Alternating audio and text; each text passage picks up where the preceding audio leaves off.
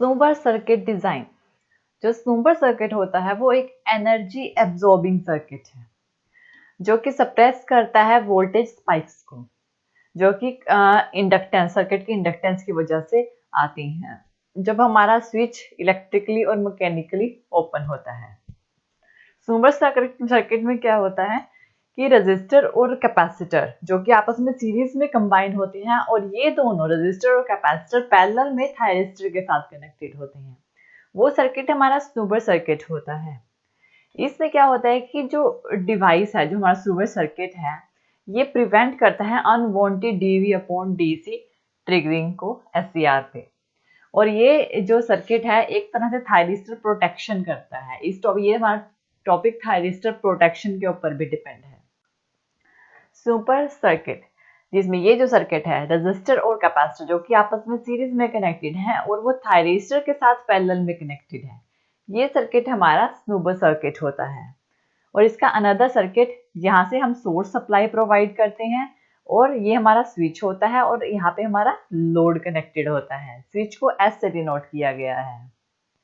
जिस टाइम पे हमारा स्विच जो होता है वो क्लोज होता है तो जो हमारी वोल्टेज होती है, जो सर्टेन वोल्टेज अपीयर होती है सर्किट के अक्रॉस, और कैपेसिटर एक शॉर्ट सर्किट की तरह एक्ट करता है और जो वोल्टेज होती है उस टाइम पे एससीआर के अक्रॉस वो जीरो होती है।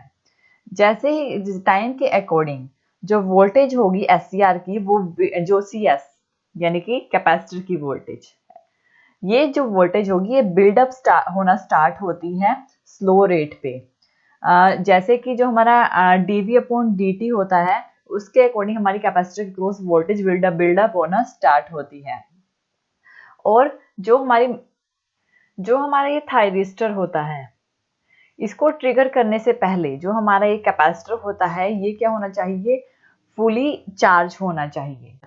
जब एक रिवर्स वोल्टेज अप्लाई की जाती है वो प्रोसेस कम्यूटेशन प्रोसेस होता है, जिसमें जो फॉरवर्ड करंट फ्लो होता है एससीआर के अक्रॉस वो जीरो हो जाता है।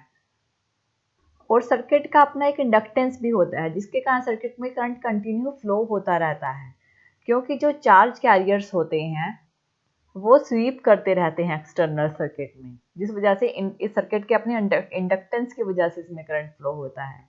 जब ये अपनी पीक वैल्यू तक पहुंचता है तो ये क्या करता है, फर्दर सप्रेस नहीं करता चार्ज कैरियर को, तो ये धीरे धीरे डिक्रीज होने लग जाता है और डिक्रीज होके जीरो तक आ जाता है। इसलिए जब स्विच क्लोज होता है, सप्लाई क्लोज होती है, तो जो वोल्टेज अपीयर होती है, वो जो हमारे वोल्टेज अपीयर होती है हमारे सर्किट पे, जो एससीआर का करंट होता है वो जीरो हो जाता है। ये एक ओपन स्विच की तरह करंट करता है, काम करता है। लेकिन इस टाइम में जो कैपेसिटर है, जो सीएस कैपेसिटर लगा हुआ है, ये शॉर्ट सर्किट की तरह काम करता है और जो वोल्टेज होती है इसके क्रॉस वो होती है जीरो।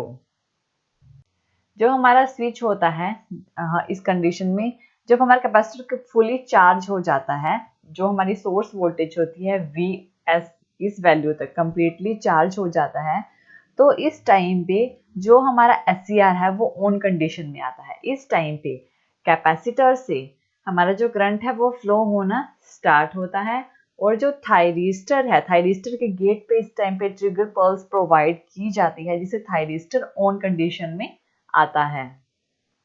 और कैपेसिटर क्या करता है, इस टाइम पे डिस्चार्ज करना स्टार्ट करता है एससीआर के थ्रू। इस टाइम पे जो करंट होगा वो इक्वल होता है जो सोर्स वोल्टेज होती है और जो आरएस रजिस्टर होता है, रेजिस्टेंस जो कि वो जो लोड पार्ट में होता है जो फॉर्मिंग करता है जो एससीआर के थ्रू, Vs अपॉन VR के इक्वल होती है इस टाइप हमारा करंट। अभी क्वेश्चन ये अराइज होता है कि हम यहाँ पे ये रजिस्टर क्यों लगाते हैं। अगर हम ये रजिस्टर नहीं लगाएंगे तब भी हमारा काम चलेगा।